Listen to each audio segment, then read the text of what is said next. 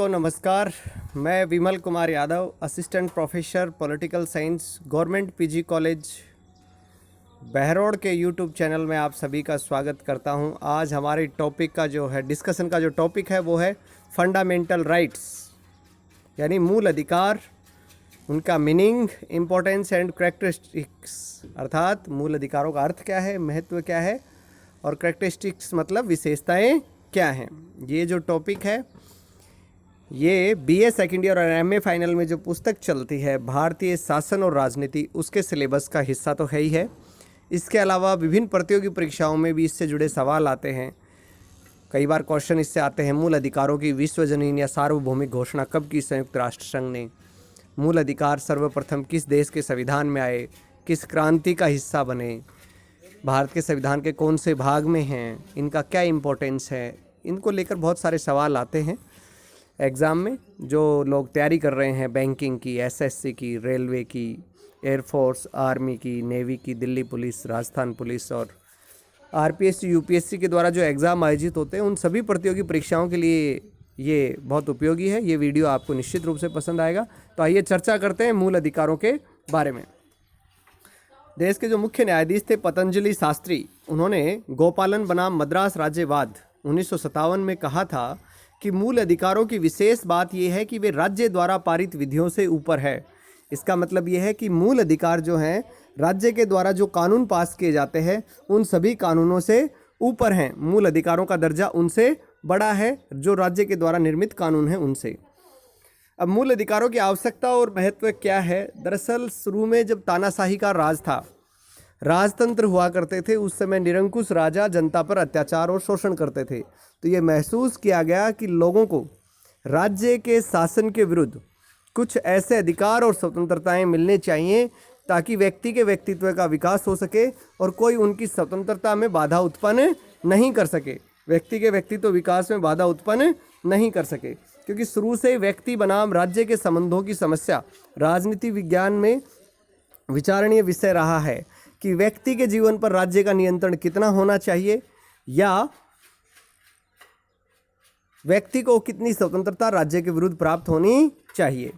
तो ये शुरू से ही व्यक्ति बनाम राज्य चलता रहा है। कुछ विचारक कहते हैं, जैसे प्लेटो और अरस्तु कहते हैं कि राज्य साध्य है और व्यक्ति साधन, लेकिन लोकतंत्र के समर्थक कहते हैं कि व्यक्ति जो है वो साध्य है और राज्य व्यक्ति की इच्छाओं की पूर्ति करने वाला साधन है, व्यक्ति की सुरक्षा करने वाला साधन है।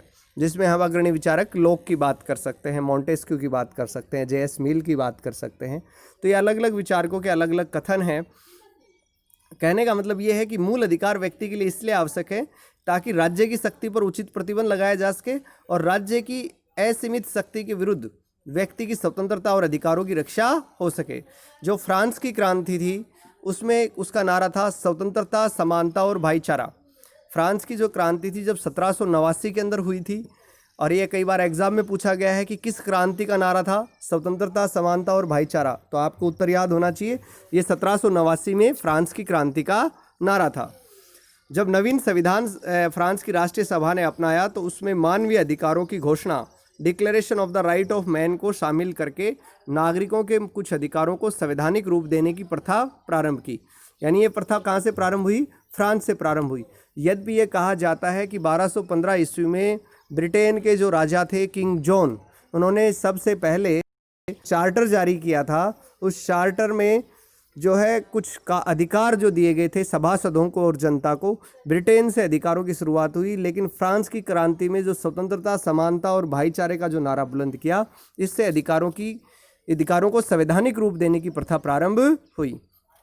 इसके बाद में संयुक्त राज्य अमेरिका के मूल संविधान में मूल अधिकारों को जगह नहीं दी गई थी। लेकिन 1791 ईस्वी में जो पहले 10 संशोधन अमेरिका के संविधान में किए गए, उनके माध्यम से अमेरिका के संविधान में लिखित रूप से मूल अधिकारों को जगह दी गई। अब जो भारत का संविधान है, भारत के संविधान में मूल अधिकार कहाँ से लिए गए हैं बच्चों? संयुक्त राज्य अमेरिका से लिए गए हैं। अगर एग्जाम में क्वेश्चन आता है कि भारत में मूल अधिकार कहाँ से, किस संविधान से लिए गए हैं, तो आपको उसका उत्तर देना है संयुक्त राज्य अमेरिका के संविधान से ये लिए गए हैं। द्वितीय विश्व युद्ध के दौरान व्यक्ति के अधिकार और स्वतंत्रताओं की बात बहुत ज़्यादा बुलंद हुई। जर्मनी, इटली और जापान में जो व्यक्ति के अधिकारों का जो अतिक्रमण किया गया, खासकर जर्मनी में यहूदियों के साथ जिस प्रकार कत्लेआम किया गया, तो प्रजातंत्र, स्वतंत्रता, समानता की बात की जाने लगी और इसका प्रभाव जो दुनिया के जो दूसरे देश थे उन पर भी पड़ा। तो बाद में जब द्वितीय विश्व युद्ध के बाद जर्मनी का वाइमर संविधान बनाया गया या आयरलैंड का संविधान बनाया गया, भारत का, बर्मा का, जापान का संविधान बना, तो उन सभी में मूल अधिकारों को समाविष्ट किया गया। यहाँ तक कि संयुक्त राष्ट्र संघ यूएनओ के द्वारा 10 दिसंबर 1948 को मानवाधिकारों की सार्वलौकिक घोषणा की गई। ये कई बार एग्जाम में आ चुका है क्वेश्चन कि universal declaration of human right यानी मानवाधिकारों की अंतर्राष्ट्रीय घोषणा कब की गई थी? 10 दिसंबर 1948 को। और अंतर्राष्ट्रीय मानवाधिकार दिवस कब मनाया जाता है? 10 दिसंबर को प्रतिवर्ष मनाया जाता है। तो मूल अधिकारों की आवश्यकता और महत्व की अपन ने बात की। अब क्या क्या महत्व है इसमें देखते हैं। सबसे पहले प्रजातंत्र के आधार स्तंभ है। कहने का मतलब प्रजातंत्र का मतलब होता है जनता का, जनता द्वारा और जनता के लिए शासन, यानी प्रत्येक नागरिक का भौतिक विकास हो, मानसिक विकास हो, नैतिक विकास हो, ये प्रजातंत्र के में होना आवश्यक है। और भौतिक, मानसिक और नैतिक विकास के लिए उन परिस्थितियों का होना आवश्यक है जिसमें व्यक्ति का व्यक्तित्व विकास हो सके, और वो परिस्थितियां मिलती हैं मूल अधिकारों के माध्यम से। यानी प्रजातंत्र की सार्थकता व्यक्ति को मूल अधिकार और स्वतंत्रताएं प्रदान करने में है। दूसरा है, मूल अधिकार किसी एक दल की तानाशाही की विरुद्ध व्यक्ति के अधिकारों की रक्षा करते हैं। जैसे पहले राजतंत्र हुआ करता था तो राजाओं का निरंकुश राज होता था, लेकिन प्रजातंत्र में भी बहुमत वर्ग की तानाशाही हो सकती है। जैसा जे.एस. मील ने कहा है प्रतिनिधि शासन के बारे में कि ये बहुमत का अत्याचार स्थापित करता है, क्योंकि इसमें फर्स्ट पास्ट द पोस्ट प्रणाली होती है, जिसको सर्वाधिक मत प्राप्त होते हैं वो जीत जाता है। तो जो अल्पसंख्यक वर्ग है उसके हितों पर कुठाराघात होने की बड़ी संभावना रहती है, बहुमत की तानाशाही का भय रहता है। लेकिन जब मूल अधिकार दे दिए जाते हैं तो मूल अधिकारों के अंतर्गत अल्पसंख्यकों के हितों की सुरक्षा भी की जाती है, और ये मूल अधिकार शासक और बहुमत वर्ग के अत्याचारों से अल्पसंख्यकों की रक्षा करते हैं और बहुमत के अत्याचारी शासन की आशंका को समाप्त कर देते हैं। तीसरा, व्यक्ति की स्वतंत्रता और राज्य के नियंत्रण के बीच में उचित समन्वय करते हैं। मूल अधिकारों के द्वारा एक और तो व्यवस्थापिका और कार्यपालिका जो है उनको कानूनों द्वारा निश्चित सीमाओं में रहने के लिए बाध्य किया जाता है, यानी व्यवस्थापिका और कार्यपालिका अपनी हद में रहती हैं, वो मूल अधिकारों का अतिक्रमण नहीं कर सकती। दूसरा, नागरिक जो होते हैं उनको शासन के स्वेच्छाचारी संचालन के विरुद्ध जनमत निर्माण का उचित अवसर मिल जाता है। तो कहने का मतलब, जब मूल अधिकारों को संविधान के द्वारा निश्चित कर दिया जाता है तो उनके सम्मान और महत्व में वृद्धि हो जाती है। साधारण कानूनों की बजाय मूल अधिकारों का महत्व ज़्यादा होता है। वे अनुल्लंघनीय होते हैं, अर्थात उनका उल्लंघन कोई नहीं कर सकता, चाहे वो संसद हो, चाहे राष्ट्रपति हो, प्रधानमंत्री हो, मंत्रिपरिषद हो या न्यायिक सत्ता हो, सबके लिए मूल अधिकारों का पालन करना आवश्यक है। तो मूल अधिकार नागरिकों को न्याय देते हैं, उचित व्यवहार की सुरक्षा देते हैं, व्यक्तित्व के विकास में सहायक हैं और राज्य के हस्तक्षेप से व्यक्ति की स्वतंत्रता की रक्षा करते हैं। यह हमने देखा किसका महत्व है? मूल अधिकारों का महत्व है। अब मूल अधिकार वस्तुतः होते क्या हैं? मूल अधिकार दरअसल व्यक्ति के व्यक्तित्व विकास के लिए वो मौलिक और अनिवार्य परिस्थितियां हैं जो संविधान द्वारा नागरिकों को दिए जाते हैं और जिन अधिकारों में राज्य भी हस्तक्षेप नहीं कर सकता, उन्हें मूल अधिकार कहते हैं। तो मूल अधिकारों को मूल कहने के कारण क्या है? सबसे पहला कारण तो ये है कि ये व्यक्ति को पूर्ण मानसिक, भौतिक और नैतिक विकास में सहायता प्रदान करते हैं। यानी यदि मूल अधिकार नहीं होंगे तो व्यक्ति का मानसिक, भौतिक और नैतिक विकास रुक जाएगा।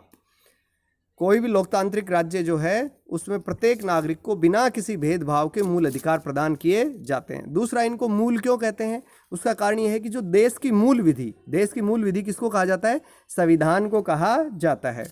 देश की मूल विधि में इनको स्थान दिया जाता है और संविधान संशोधन के अलावा साधारण कानून की प्रक्रिया से इनमें संशोधन नहीं किया जा सकता। जैसा कि मैंने आपको चैप्टर के शुरुआत में बताया था, राज्य विवाद में न्यायाधीश पतंजलि शास्त्री ने भी कहा था कि मूल अधिकारों की मुख्य विशेषता ये है कि वो राज्य के द्वारा पारित कानूनों से ऊपर हैं। तीसरा, मूल अधिकार मूल इसलिए हैं क्योंकि अनुल्लंघनीय हैं, अर्थात इनका उल्लंघन नहीं किया जा सकता। संसद, राष्ट्रपति, प्रधानमंत्री, मंत्रिपरिषद, बहुमत दल कोई भी इनका अतिक्रमण नहीं करता, और यदि कोई ऐसा कार्य करता है तो उस आदेश या कानून को न्यायालय के द्वारा अवैध ठहरा दिया जाता है। चौथा, मूल अधिकार न्याय योग्य हैं, अर्थात मैंने जैसा कि अभी आपको बताया कि यदि कोई भी सत्ता मूल अधिकारों का अतिक्रमण करती है तो न्यायालय उन अधिकारों की रक्षा करने के लिए आवश्यक कदम उठा सकता है, यहाँ तक कि उन आदेशों या कानूनों को अवैध भी घोषित कर सकता है। तो ये भारतीय संविधान की प्रमुख व्यवस्थाओं में से एक है मूल अधिकारों की व्यवस्था। अब भारतीय संविधान में मूल अधिकार जो हैं उनकी विशेषताएं क्या क्या हैं? सबसे पहला, ये सर्वाधिक विस्तृत अधिकार पत्र है। भारत के संविधान का जो भाग 3 है उसमें जो मूल अधिकारों की व्यवस्था की गई है वो विश्व के किसी भी संविधान से ज़्यादा है। यानी दुनिया में मूल अधिकारों की इतनी विस्तृत और व्यापक व्यवस्था कहीं नहीं की गई है जितनी भारतीय संविधान में की गई है, क्योंकि भारतीय संविधान निर्माता ब्रिटिश शासन के अत्याचारों को देख चुके थे। वो जानते थे कि अगर शासन के पास शक्तियाँ ज़्यादा हो गई तो वो जनता की स्वतंत्रताओं को अवरुद्ध कर सकता है। इसलिए मूल अधिकारों की स्पष्ट, निश्चित और व्यापक व्यवस्था भारतीय संविधान के अंतर्गत उनके द्वारा की गई है। मूल अधिकारों में 23 अनुच्छेद हैं। अनुच्छेद 12 से लेकर अनुच्छेद 35 तक हैं, जिसमें अनुच्छेद 12 से 30, अनुच्छेद 31 जो संपत्ति का मूल अधिकार था उसको 44वें संविधान संशोधन 1978 के द्वारा मूल अधिकारों की श्रेणी से निकाल दिया गया है। तो अभी फिलहाल 6 मूल अधिकार हैं, अनुच्छेद 12 से 30 और 32 से 35, टोटल 23 अनुच्छेद हैं। और इसमें कुछ बहुत ज़्यादा लंबे हैं, जैसे अनुच्छेद 19 जो है ये बड़ा लंबा है। इस अकेले में 450 शब्द थे और जो बार बार संशोधन हुए तो इसके आकार में और वृद्धि हो गई। सबसे ज़्यादा जो विवाद उत्पन्न हुआ है वो अनुच्छेद 21 को लेकर हुआ है। सबसे ज़्यादा वाद इसको लेकर दायर किए हैं। तो कहने का मतलब ये है कि अगर आ जाए कि सबसे जो बड़ा चैप्टर कौन सा है तो वो भाग 3 है, जिसमें कुल 23 अनुच्छेद हैं। और भाग 3 के अंदर भी सबसे ज़्यादा अनुच्छेद बड़ा कौन सा है? अनुच्छेद 19, जिसमें स्वतंत्रता का अधिकार दिया गया है। दूसरा है मूल अधिकार व्यवहारिकता पर आधारित है। कहने का मतलब भारतीय संविधान में जो मूल अधिकार दिए गए हैं वो कोरे सिद्धांत नहीं है, कोरे आदर्श नहीं है, बल्कि वास्तविकताओं को ध्यान में रखते हुए बनाए गए हैं। व्यक्ति और समाज दोनों के लिए उपयोगी हैं।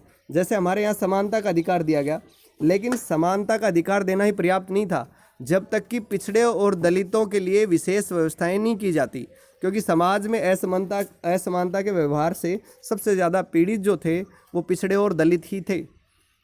इसलिए समानता का जो अधिकार हमारे संविधान में अनुच्छेद 14 के अंतर्गत दिया गया, 15 में दिया गया, 16, 17, 18 तक दिया गया। तो जो पहला समानता का अधिकार है अनुच्छेद 14 से लेकर 18 तक, उसमें सभी नागरिकों को धर्म, वंश, जाति, लिंग इत्यादि के आधार पर समान माना गया है, लेकिन पिछड़े, दलितों, महिलाओं, बच्चों और बुजुर्गों के लिए विशेष व्यवस्थाएं उसमें की गई हैं। अगर वो विशेष व्यवस्थाएं नहीं करते तो समानता के अधिकार का कोई औचित्य नहीं रहता।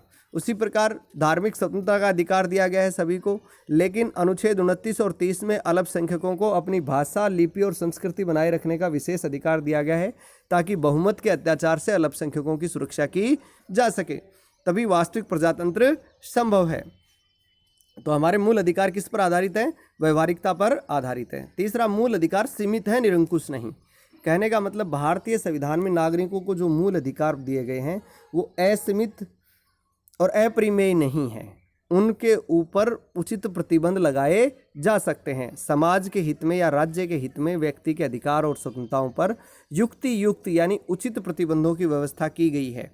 ये व्यक्ति को निरपेक्ष रूप से प्राप्त नहीं है, अपरिमित नहीं है, व्यक्ति को ये असीमित रूप से प्राप्त नहीं है। अमेरिका के संविधान में यद्यपि इतने प्रतिबंधों की व्यवस्था नहीं की गई, लेकिन धीरे धीरे न्यायिक निर्णयों के द्वारा वहाँ पर भी व्यक्ति के अधिकारों पर कुछ प्रतिबंध आरोपित किए गए, क्योंकि व्यक्ति को अगर असीमित स्वतंत्रता दे दी जाए तो वो दूसरे व्यक्तियों के लिए खतरा बन सकता है। इसके अलावा समाज के हित पर भी कुठाराघात कोई व्यक्ति कर सकता है। इसलिए राज्य के हित में और समाज के हित में और दूसरे व्यक्तियों के हित में व्यक्ति की स्वतंत्रता पर उचित प्रतिबंध आवश्यक है। ये कई बार एग्जाम में आ चुकी है ये बात कि भारतीय संविधान में मूल अधिकार असीमित हैं या नहीं। तो ये आपको ध्यान रखना है, मूल अधिकार असीमित नहीं है, बल्कि उन पर उचित प्रतिबंध लगाए गए हैं। चौथा, प्राकृतिक या अगणित अधिकारों के लिए कोई स्थान नहीं।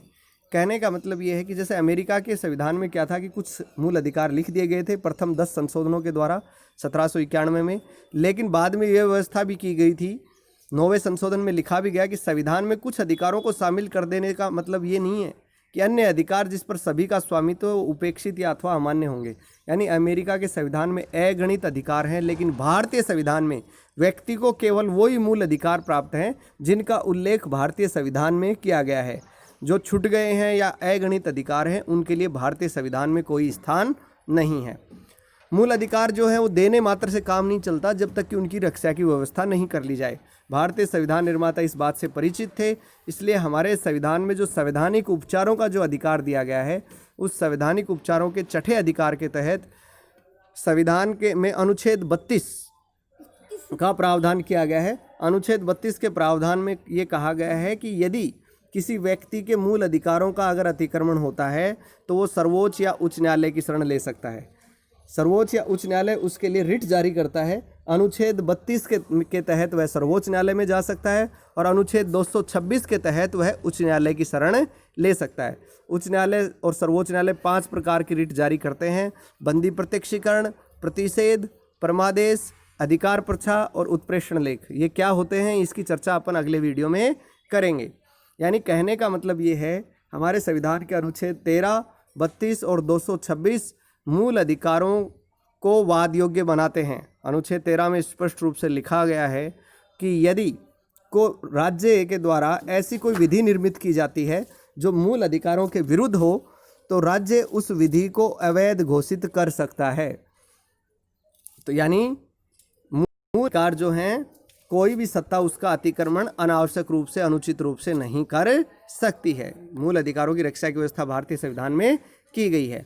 अब आपका जो कल का असाइनमेंट है वो ये है कि आप मूल अधिकारों का अर्थ, महत्व और विशेषताएं लिखकर कॉलेज के व्हाट्सएप ग्रुप में सेंड करेंगे या मुझे व्यक्तिगत रूप से आप व्हाट्सएप कर सकते हैं। इस वीडियोज़ के संदर्भ में इस टॉपिक से रिलेटेड आपकी कोई क्वेरी हो, कोई समस्या हो तो आप अपने कॉलेज के व्हाट्सएप ग्रुप या व्यक्तिगत रूप से मुझसे संपर्क कर उसका समाधान प्राप्त कर सकते हैं। उम्मीद है आपको ये वीडियो पसंद आएगा। अगर ये आपको पसंद है तो इसे लाइक करें, सब्सक्राइब करें और शेयर करें ताकि अन्य स्टूडेंट्स को भी इसका लाभ मिल सके। आप सभी का बहुत बहुत धन्यवाद, बहुत बहुत आभार। Thank you.